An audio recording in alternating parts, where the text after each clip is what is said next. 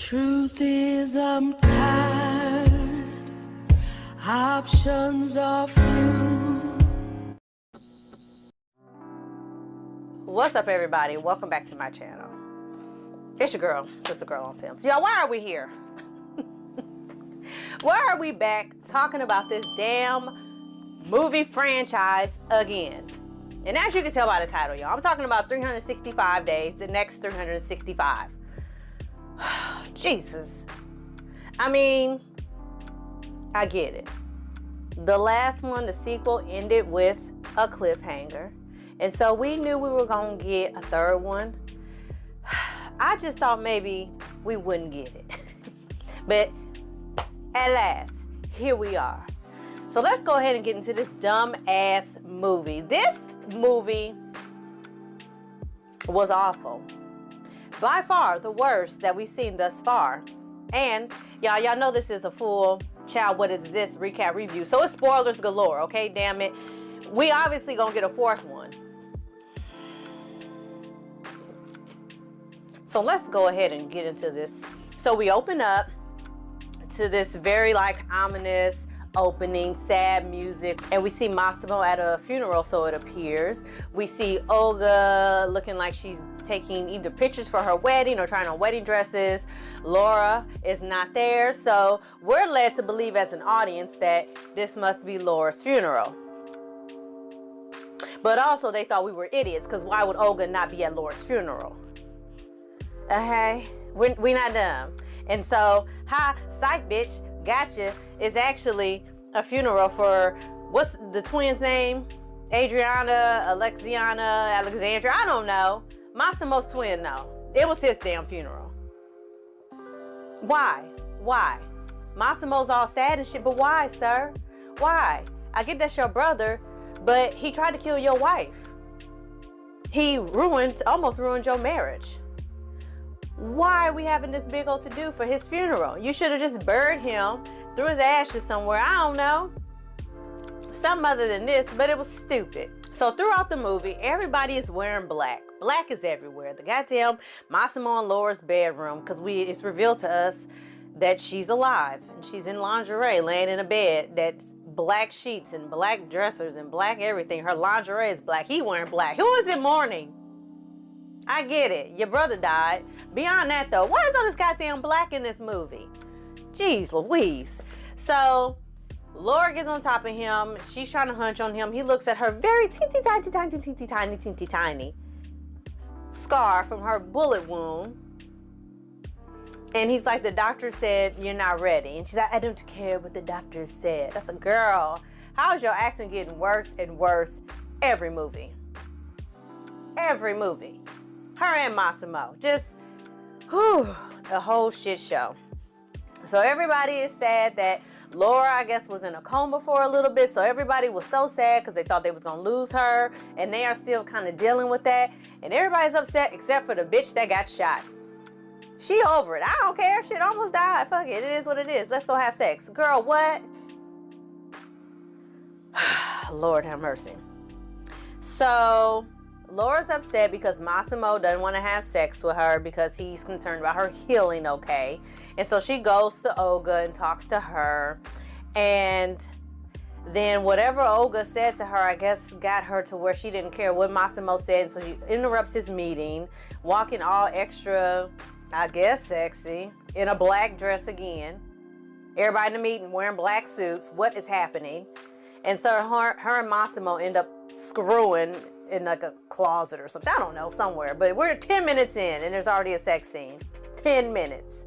I guess it's better than the last one because it was like 30 seconds in and they were screwing on the table. So I guess par for the course. And then so after Massimo and Laura stop hunching, we get a music video montage because people love them so much in the sequel, the second one, that the writers just said, let's do it again, but turn it up a notch. So after barely any dialogue, nothing is happening. We had a music video montage of Laura and Olga out doing shit. They go to brunch or something. And so while they're at brunch, Laura gets a phone call from Nacho that, you know, he still misses her, thinks about her. She can't believe that Nacho was calling her, and she's back with Massimo and he needs to leave her alone, all this other shit. And then so after maybe like 2.5 minutes of dialogue of Laura explaining to Olga who Nacho is, we get another music video montage of them at a nightclub. Yeah, another one. 2 to 3 minutes later. While they're at the nightclub, Domenico comes and he's there with Massimo, and Domenico and Olga start basically screwing in the VIP. I don't care how much money you have. That ain't allowed in front of everybody.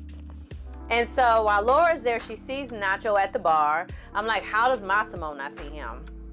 Massimo is like the kingpin of Sicily or wherever the fuck this movie takes place.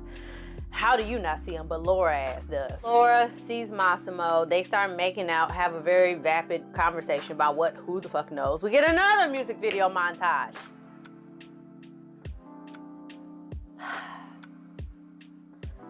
Tell me you didn't feel like writing a script without telling me you did not feel like writing a script. Because why do we have another music video montage? This time, they're watching a stripper dance. And so they're in the private VIP room, and so Massimo says, leave. And the way it was shot, I'm like, who the hell are you telling to leave? Laura or the stripper? Because I couldn't really tell. And then Laura's like, stay. Y'all, I kid you not, I had to rewind it. I was like, are they talking to the dancer? Because there was no emotion, no nothing. If it's a loud nightclub, they basically whispered it. How the hell would she hear y'all say anything? But sure enough, they were talking to the dancer. And so they ended up hunching again in the VIP room. I get it, y'all. This is what this whole movie is about. This was the whole selling point in the beginning of the first movie. But at some point, somebody had to say, y'all, maybe we should really be like writing a story. And somebody was like, nah, just make softcore porn. Forgot to mention, honey. So when Laura and Olga were talking about Nacho, she being Laura, tells Olga that she thinks she loves Nacho because he was there for her when her world was falling apart. Bitch, are you dumb? What do you mean he was there for you when your world was falling apart? He was the reason your world was falling apart.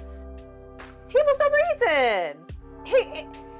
He orchestrated. He was the one that kidnapped you for the second time. Girl, how dumb Laura is the dumbest. The absolute dumbest. He was there for me when my world fell apart. So we're about 25 minutes into this movie and nothing has happened. When I tell you nothing happened, y'all, I was almost in tears because I was like, I have a whole nother hour to watch this movie. And I want to cut it off, but I've already reviewed the first two. I have to review this one.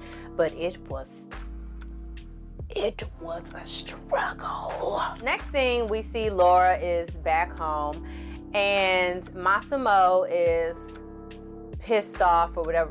No, Massimo is, I don't know if he's high or he's drunk. I don't know if they're trying to allude that he's kind of gotten like a cocaine addiction after Laura was in her coma. I don't know. But either way, they get home and they start arguing because Massimo demands to know what happened when she was at the beach with Nacho. And she's like, nothing happened. And Massimo's like, you're lying to me. And so they're arguing back and forth.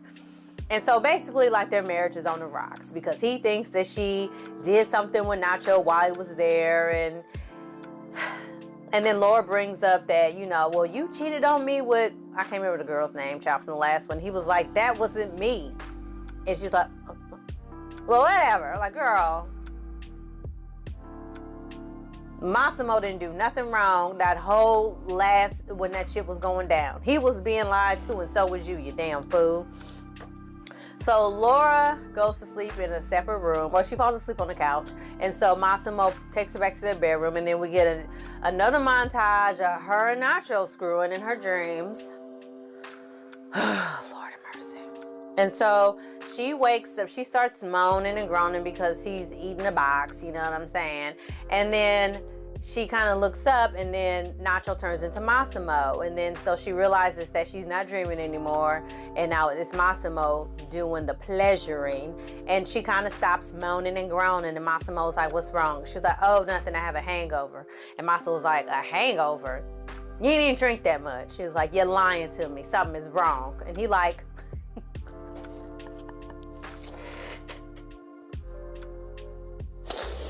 And he angrily stops eating the box and walks away. I've never seen anything like that ever in my life. I've never seen anybody get angry performing oral duties. It was so cringy. This whole movie is cringy. But anyway. And then he takes like a deep swallow. Like, oh! I'm sorry I shared that, y'all. But if I had to see it, y'all was going to hear it. Okay? So Laura goes to meet with Olga. I believe that's what happened, y'all. I don't even know. This movie's so stupid. I believe that's what happens next. So Laura goes to meet with Olga. And while they're there, Laura gets a phone call that she's been asked, because y'all know she got her own fashion line now, if y'all don't remember that from the last movie. But she gets a phone call that she's been requested to have her fashions this showcase at a fashion show. And so Olga's all excited because they're going to go to Portugal. And so while there, for some reason, Laura has like erotic PTSD. Like, what the hell? Like, she had a flashback that made her drop her glass of Nacho, like, kissing her. Girl, oh, Jesus, this movie. While they're in Portugal, Nacho is just conveniently there in a surf competition. Oh, what? Could it have been Nacho who set it up all along? Ciao. So Nacho's sister shows up at the fashion show and she tries to convince Laura to talk to Nacho because he's so heartbroken and devastated after kidnapping her, and she had the nerve to go back to her kidnapper husband. And so Laura doesn't want to hear it, and and Nacho's sister's like, just give him a chance. I know he did the things wrong, but you're so great for him and he'll be such a great guy, yada yada, whatever.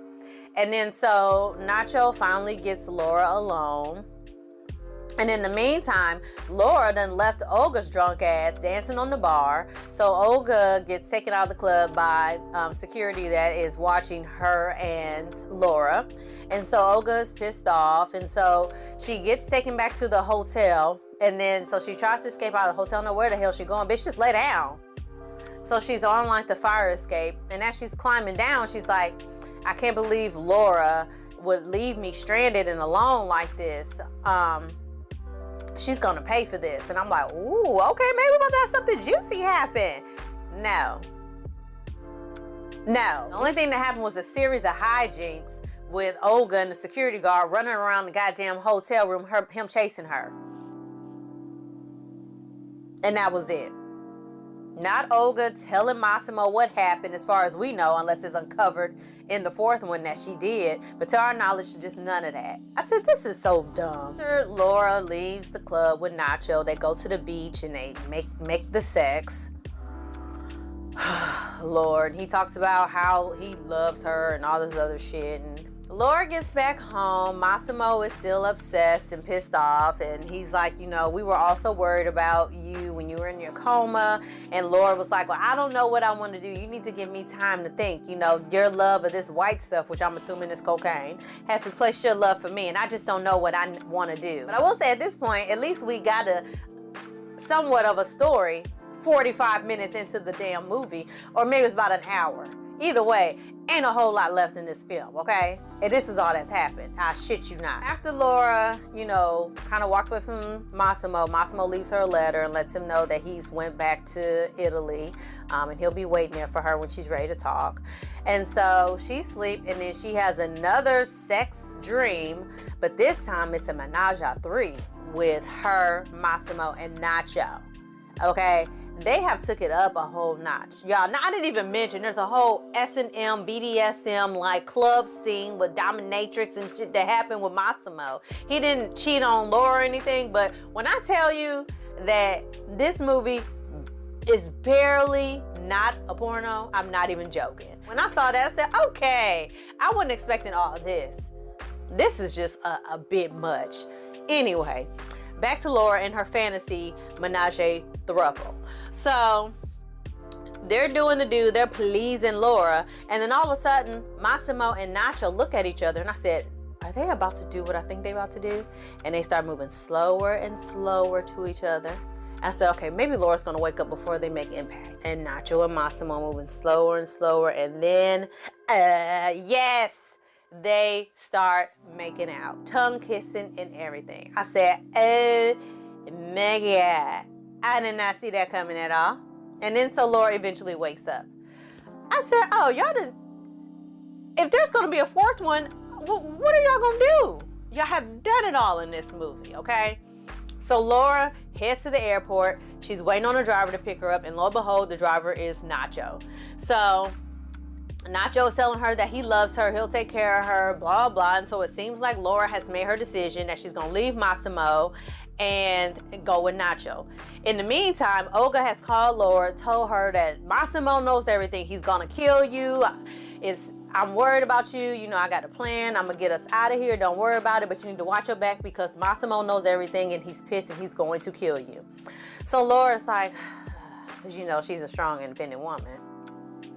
So they get back to their house, and so Nacho don't even give a fuck. He take Laura bags off the car and he just chilling like, I wish somebody would. So Laura goes to see Massimo on the same beach where he had the initial fantasy where he thought he saw Laura as his guardian angel, which kind of prompted all of this to begin with when he kidnapped her from the airport in the first one. So they're on that same beach and they start talking and a bunch of bullshit dialogue, and basically we end with a cliffhanger, the two of them staring at each other with Laura not making a decision between Massimo and Nacho. Y'all, this movie, honey, was the worst thing I have seen in a very long time. And I've seen some bad movies. This one topped the cake. There's literally probably 30 minutes worth of actual story in this movie, and the runtime is 90 minutes.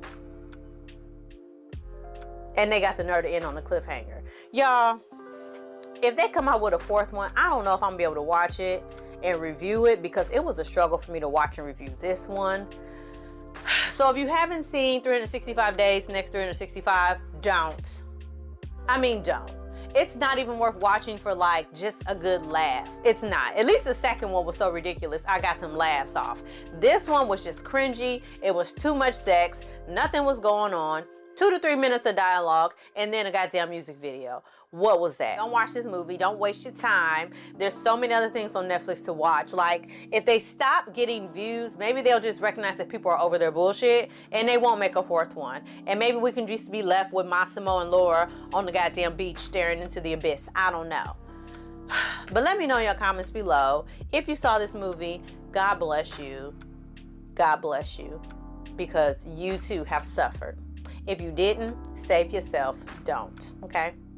And as always, y'all, like this video, share this video, subscribe to my channel, and I'm gonna see y'all next time for something else. Bye. Girl on films, you don't want to miss a thing. Better stay tuned in. So lay back, get into the vibe, in the mood. Real reviews from a sister's point of view. Trailer